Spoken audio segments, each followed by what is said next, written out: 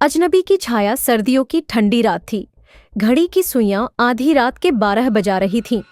सुमित अपनी नई नौकरी के सिलसिले में एक छोटे से गांव के पास स्थित एक पुराने गेस्ट हाउस में रुका था।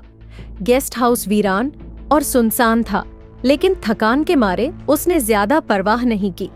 गेस्ट हाउस के मैनेजर, एक उम्रदराज व्यक्ति, ने उसे चाबी देते हुए कहा, कमरा ऊपर है, लेकिन एक बात याद रखना, आधी रात को बाहर जाने की कोशिश मत करना। सुमित ने इसे उनकी पुरानी आदत मानकर अनदेखा कर दिया। कमरे में पहुंचकर उसने दरवाजा बंद किया और बिस्तर पर लेट गया। खिड़की से बाहर झांका तो चारों ओर घना अंधेरा था। हल्की हल्की हवा की साएं साएं और दूर से आती उल्लू की आवाज माहौल को और भी रहस्यमय बना रही थी।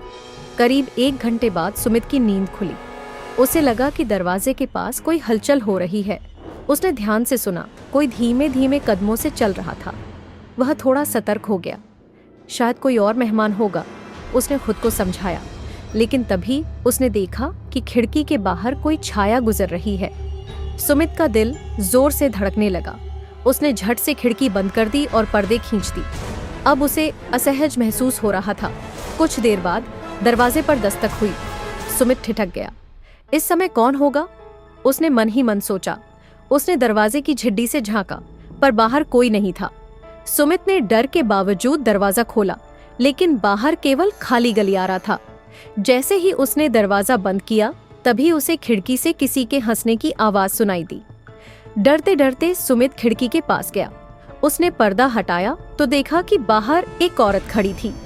लंबे बाल, सफेद साड़ी और चेहरा अंधेरे में छिपा हुआ। उसकी आंखें चमक रही थीं।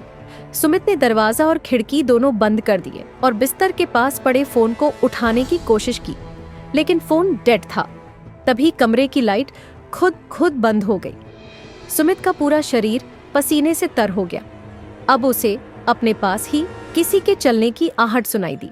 उसने मुड़कर देखा तो वही औरत अब उसके कमरे में थी। उसकी आंखें जलती हुई अंगारे जैसी थीं।